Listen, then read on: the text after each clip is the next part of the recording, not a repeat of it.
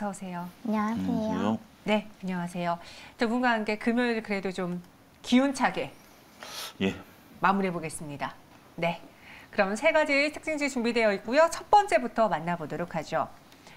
현대차입니다. 사실 올 한 해 좀 기대했던 유망 업종이 지난 연말부터 반도체랑 자동차였어요. 왜냐? 지난해 많이 못 갔거든요. 그렇죠. 그리고 악재가 있었지만 다 반영이 됐다라는 분석이 있었기 때문이었는데 근데 여기에 또 지금 반도체 문제가 더해지고 있습니다.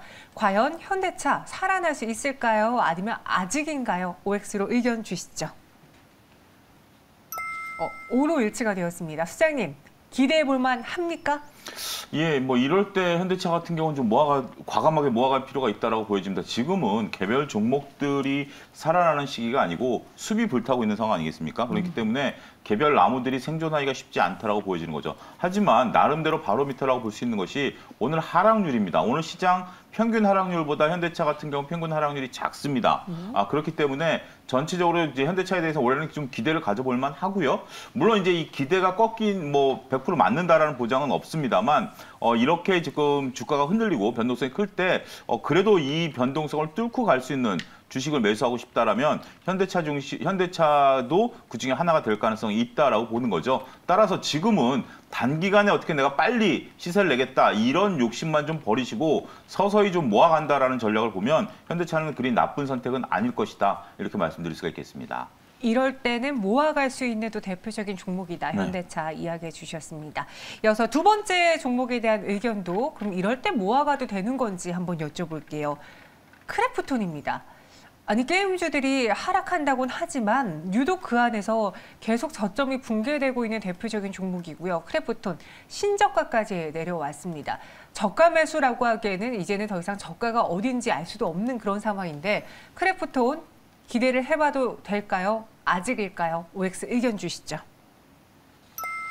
여기는 여지없이 X가 나왔는데요. 무엇이 문제길래 이렇게까지 빠질까요? 지난 한 주에 제가 이제 2주 전 정도에는 세모 의견을 좀 드렸었습니다. 네. 근데 이제 오늘은 좀 X로 봐야 될 것이 실적이 어떻게 보면 예상치로 부합이 되고 있습니다. 근데 아무래도 영업이익이라든지 이런 부분이 전년 동기 대비해서 170% 이상 상승한 부분이 굉장히 와 닿아야 되는 부분인데 근데 와중에도 투심이 굉장히 안 좋습니다.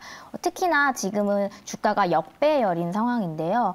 타 게임주나 NFT 관련주를 보면은 그렇게 많이 떨어지고 있는 종목이 뭐 보이지는 않습니다. 그래서 이 기세를 조금 막기에는 당분간은 무리일 듯 싶고 그때 당시에도 보호예수 물량을 조금 유의해서 우리가 투자를 해야 된다라고 말씀드렸었는데 오늘 기사화로 오늘 이 4달 내에 어쨌든 보호예수 물량이 많이 풀린다고 하니까 이런 부분들을 꼭 주의하셔서 매매를 하셔야 되고 지금부터 매수해서 쭉 오른다가 아니라 아직도 조금 보수적이게 접근을 해야 되는 부분이 있다라고 보여집니다. 네, 크래프톤은 연일 하락하고 있고 게임주들이 반등할 때도 반등이 세게 나오지 못하고 있습니다. 확실히 지금은 타이밍이 아닌 것 같다. X 의견 주셨고요. 세 번째 특징주도 만나보시죠. 이번에는 SK이노베이션입니다.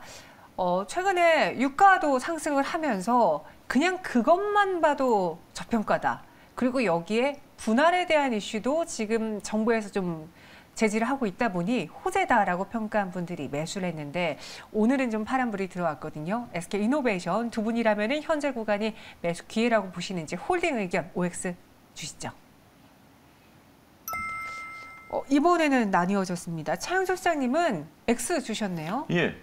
SK이노베이션에 대해서 평가할 시간이 없었던 건 아닙니다. 네. 지금 시장에서는 SK이노베이션에 대해서 많은 투자자분들이 관심을 갖고 있기 때문에 이게 시장의 소외주도 아니죠.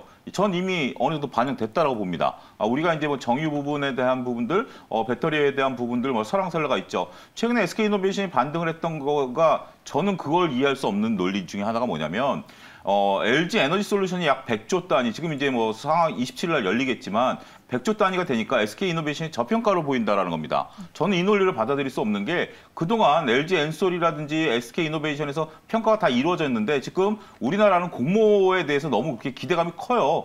지금 앞서 크래프톤 같은 경우도 회사가 밝힌 바대로 지금 이루어지고 있지 않는 상황이고 엔솔 같은 경우도 지금 뭐 역대급 흡연을 보였다 그러지만 저는 이 자체가 조금 과평가돼 있다라고 오히려 보는 투자자거든요.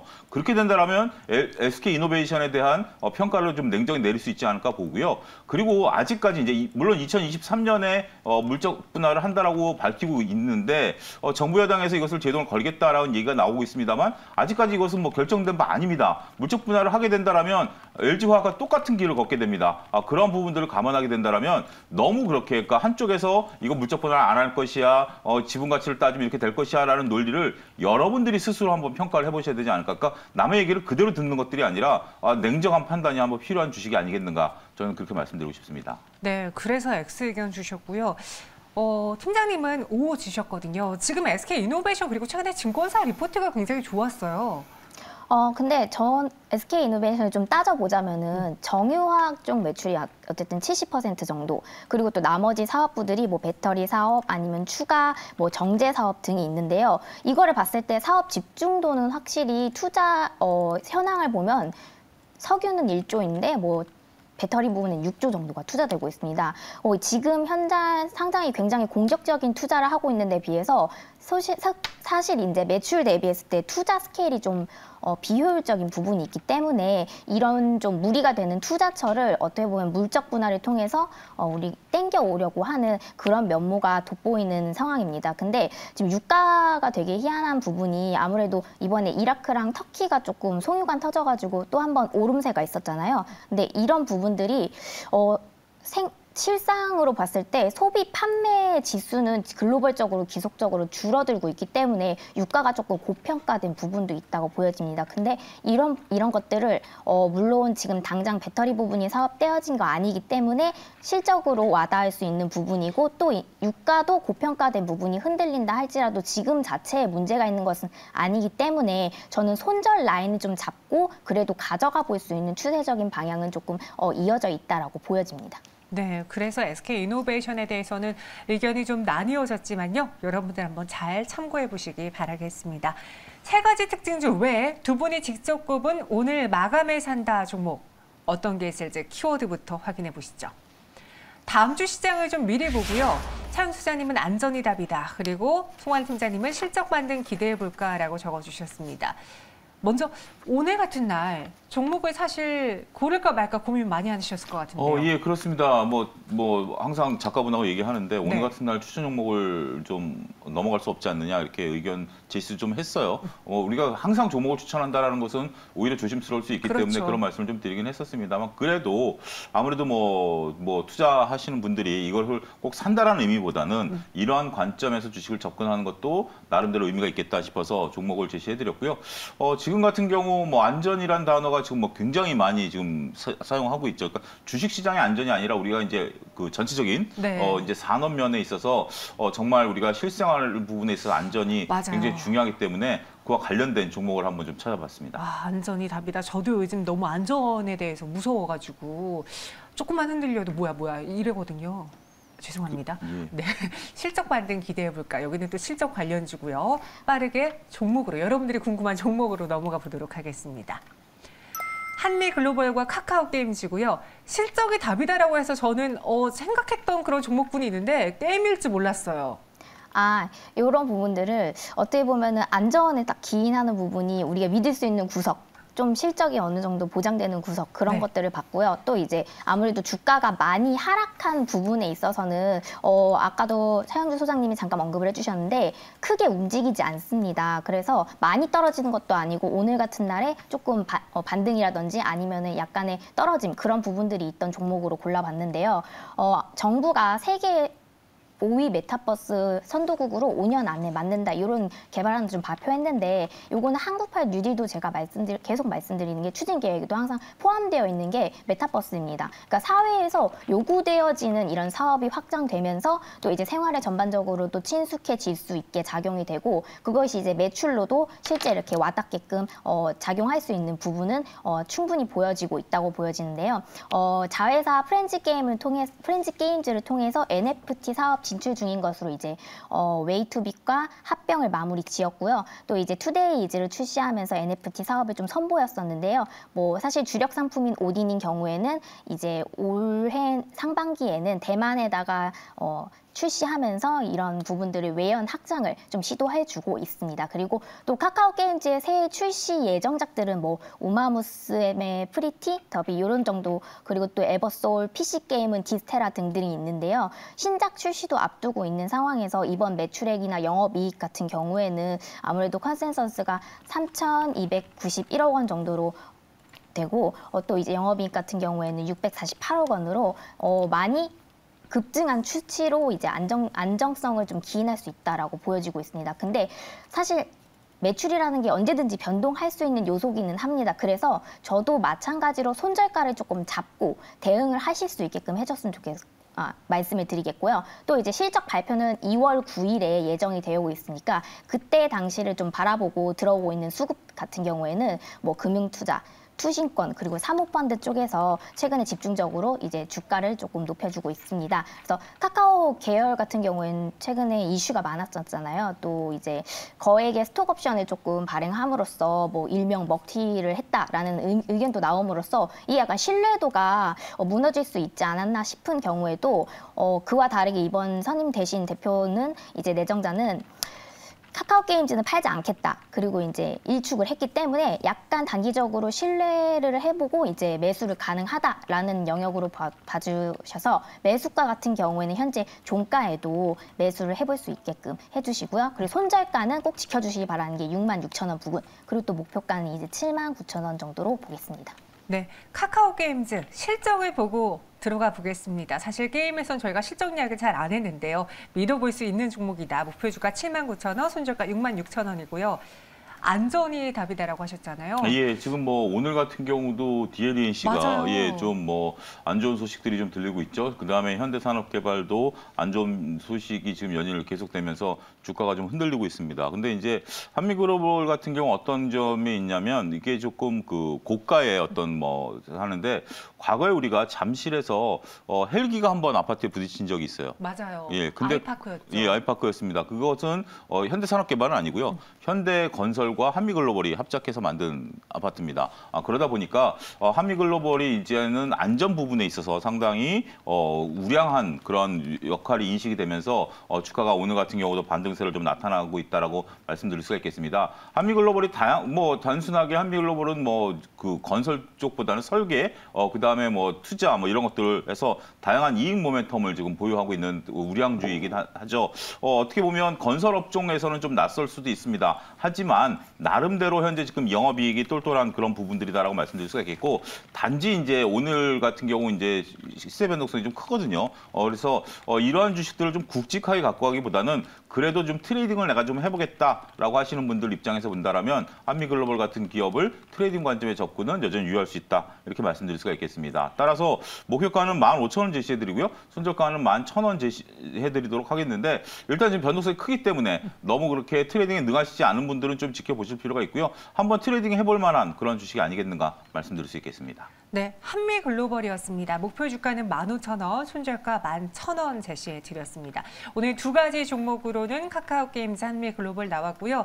이제 장 마감 얼마 남지 않았는데 1월은 특히나 악재가 좀 많았거든요. 네. 뭐 오셈 임플란트도 있었고, 셀트리온도 있었고, 매드팩토도 있었고,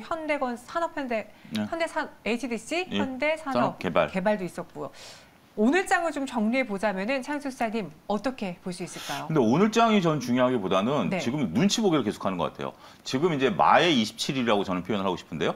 27일이 왜 중요하냐면 엔솔이 상장되죠. 그러면서 이제 엔솔이 수급으로 요동칠 겁니다. 여기에 덧붙여서 25, 26일 날 미국 시간으로 FOMC 회의가 열리면 우리나라 시간으로 27일 아침입니다. 거기에 또 이제 FOMC 회의 결과 만약에 공격적으로 또 금리 인상을 한다 그러면 이 또한 또 시장에 또 요동칠 수 있는 요소가 되기 때문에 지금 27일 이전까지는 적극적인 행보를 하기가 쉽지 않습니다. 그때 어떠한 요동이 나타날지 모르고 또 그거 지나면 뭐죠? 설 연휴입니다. 막 이런 것들이 지금 줄지어 있기 때문에 지금 그러니까 항상 제가 강조하는 게 주식은 될 때 돈을 버셔야 되고요. 지금은 돈을 벌려고 들어가는 것보다는 지키는 것이 더 중요하다. 그러다 보면 분명 좋은 또 투자 기회가 올 테니까 지금 너무 이런 장세에서 뭐라도 좀 돈을 벌어보겠다 이렇게 자금 소진하지 마시고요. 오늘 환불금 받은 거 있으면 좀 지켜보시는 것도 하나의 방법이 되지 않을까 말씀드릴 수가 있겠습니다. 네, 알겠습니다. 마지막으로 마감 동시효과 구간 분위기 체크해 보도록 하죠. 현재 코스피는 1.03% 내림세를 보여주고 있고 코스닥 1.65% 하락하고 있습니다. 오늘 코스피 지수가 장중에 52주 최저점 신저가까지 내려가는 모습이었고요. 코스닥도 어제 보여줬던 급등 거의 대부분 반납하면서 942선까지 내려왔습니다. 마감 동시효과 함께하셨습니다.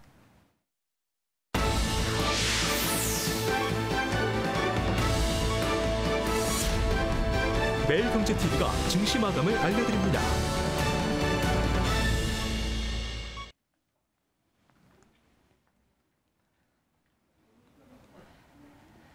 네, 금요일 우리 증시의 장을 마쳤습니다. 이런 효과가 있을 수 없었던 한 달이었던 것 같아요. 정말 많은 악재들이 나왔는데요.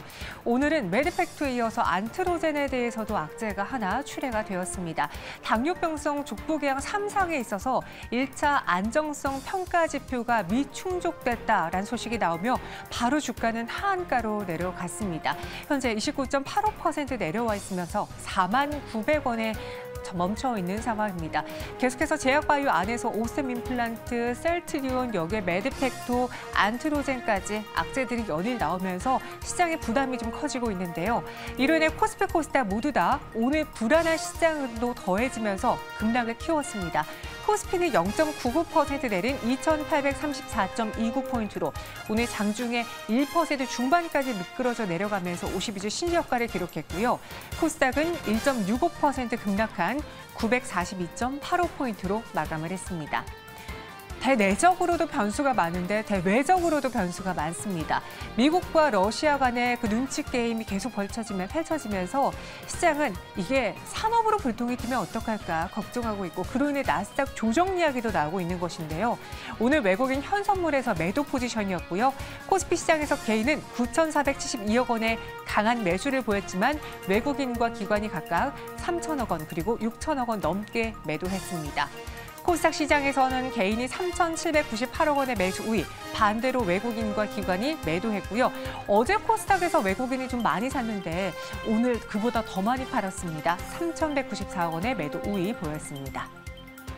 필라델피아 반도체 지수 하락으로 인해서 국내 증시 안에서도 반도체주들 부진했고 특히나 SK하이닉스의 낙폭이 컸습니다. 외국인 투자, 기관 투자자들이 이들에게 발을 빼면서 오늘 11만 9천 원까지 하락했고요. 하나 마이크론도 1%대 내림세를 보였습니다. 여기 더불어서 에코프로비엠도 오후 3시경에 악재가 하나 나왔습니다. 오창에 있는 공장에서 화재가 발생했다는 소식이 나오면서 지금 아직 피해 상황이 어느 정도인지는 밝혀진 바 없는데 이 청주 오창의 에코프로비엠의 공장 화재 소식으로 인해서 주가가 장 막판에 조금 더 밀렸습니다. 4.66% 내린 43만 3,800원. 큰 피해가 없길 그리고 인명피해가 없길 바라는 마음뿐이네요. 네, 오늘 다소 무거운 악재 소식들이 많았는데 양시장의 마감을 두 분을 통해서 들어보도록 하겠습니다. 코스피부터 짚어볼까요? 예, 오늘 코스피 같은 경우 앞서 언급하신 SK하이닉스라든지 LG전자 등의 낙폭이 큰 것들이 좀 뼈아픈 그런 수치다라고 말씀드릴 수가 있겠습니다. 개파락한 이후에 이 하락폭을 마무리 짓지 못하면서 장 막판까지 밀렸다라는 것이 시장에 있어서 나름대로 그동안 버팀목을 했었던 그리고 기대를 좀 가졌었던 IT 업종인데 이런 쪽들이 오늘 큰 폭의 하락세를 시현했다라는 것이 시장에 대한 뷰를 조금 바꿔야 되는 것이 아니겠는가 이런 의구심을 좀 나타내게 하는 그러한 모멘텀이다라고 말씀드릴 수가 있겠고요. 반면에 일부 제약주들은 오늘 조금 나름대로 좀 강했습니다. 개장과 동시에 한미약품이라든지 셀트리온이 이제 그 경구용 치료제 위탁 생산에 대한 어떤 얘기들이 나오면서 나름대로 좀 머크사 제품을 이제 위탁 생산한다는 얘기가 나오면서 조금 장중에 올라가는 모습들을 보였습니다만 아직까지 뭐 구체적인 뭐 이런 내용들이 안 나오다 보니까 오늘 시장 하락에 또 여파에 따라서 다시 되밀리는 그런 모습을 보였다라고 말씀드릴 수가 있겠습니다. 앞서 잠깐 언급드렸다시피 다음 주에 이제 중요한 이벤트들이 여러 가지가 있죠. FOMC 회의와 LG 엔솔의 상장. LG 엔솔이 이제 공룡이 들어옵니다. 공룡이 들어오면 지금 현재 가장 무서운 게 LG 에너지 솔루션이 현재 지금 상장 당일날 유통 가능한 물량이 한 5조 정도 되는데요. 지금 그때 그 인덱스 펀드라든지 선물과 연계된 펀드를 포함해서 증권가에서는 약 1조 5천억의 수급이 필요하다라고 수급이 들어올 것으로 예상하고 있습니다. 5조가 유통 물량이 다 나온 것도 아닌데 1조 5천억은 무조건 끼워 넣어야 됩니다. 이러한 수급이 부딪히면서 시장은 또 한 차례 요동칠 가능성이 있기 때문에 그때까지는 너무 적극적인 행보를 나타내기 점점 어려워지고 있는 장세가 되고 있다 말씀드릴 수 있겠습니다. 네, 이어서 코스닥 마감도 브리핑해보죠. 네, 오늘은 반도체도 역시 코스닥에서 주요 하락 요인으로 좀 많이 떨어지고 있는 종목군이었습니다. 근데 이런 주의해야 되는 점은 긴축을 한다는 것이 선 반영이 되어서 이제 지수가 하락하는 부분이거든요. 근데 이렇게 많이 오른 애들이 조금 단기간 많이 올랐던 애들이 떨어져야 어느 정도 정상적으로 지수가 오를 때 또 다 같이 따라 올라줄 수 있습니다. 그래서 주가가 상대적으로 싼 가치를 자꾸 찾아가기 때문에 올랐던 애들이 조정을 받았고 그리고 그 다음에 같이 또 올라와 줄 텐데요. 이렇게 좀 미국 화폐 가치가 좀 계속 우하향하고 있는 지금 상황에서는 지금 금리를 갑자기 폭등시켜 버린다고 해가지고는 공장 생산인 능력이라든지 이런 부분이 오히려 더 차질이 생기고 또 이제 공장 증설 이런 것들도 차질이 생길 수가 있기 때문에 공급에 지금 문제가 되고 있는 공급에 더 악재를 끼워줄 수 있는 결과를 또 초래할 수가 있습니다. 그렇다 보니까 단계적으로 금리를 인상한다 쳤을 때 이것이 물가를 잡는 요소로가 작용이 되고 이제 긴축을 하는 요소로는 크게 연이되지 않는다면은 다시 오히려 이런 반도체 쪽도 성장 이제 다시 수급이 들어오실 수가 있기 때문에 당분간은 조금 내가 쉬어간다라는 마음으로 조금 매매해 보셨으면 좋겠습니다. 알겠습니다. 외국인 투자자들의 매수 매도 동향도 대표적인 종목으로 짚어볼까요? 예, 오늘 외국인들은 대우건설과 우리금융지주를 샀는데요. 아, 그래요? 예, 대우건설 같은 경우는 지금 이제 물론 현대산업개발이었는데 오늘 뭐 DLNC의 어떤 이슈들이 있습니다만 결국 몇몇 이제 뭐 건설사들이 이제 매를 맞긴 하겠습니다만 나머지 건설사들 같은 경우는 이참에 안전을 좀 강화해서 뭐 건설사 다 없앨 수는 없죠. 그렇기 때문에 저가 매수가 좀 들어오는 것 같고요. 최근에 금융주들에 대한 관심도 계속 이어지고 있죠. 우리 금융지주에 대해서도 여전히 들어오는 그런 모습들을 좀 보여주고 있습니다. 안타까운 것은 카카오뱅크를 팔고요. 네. 삼성전자를 팔고 있습니다. 그러니까 개인 투자 비중이 높은 카카오뱅크라든지 삼성전자를 좀 계속해서 외국인들이 매도하고 있다라는 사인 이런 것들은 조금 개인 투자분들 입장에서 보면 가슴이 아픈 그런 현상이 아니겠는가 말씀드릴 수가 있겠습니다. 오늘 삼성전자, 카카오뱅크는 매도를 했다.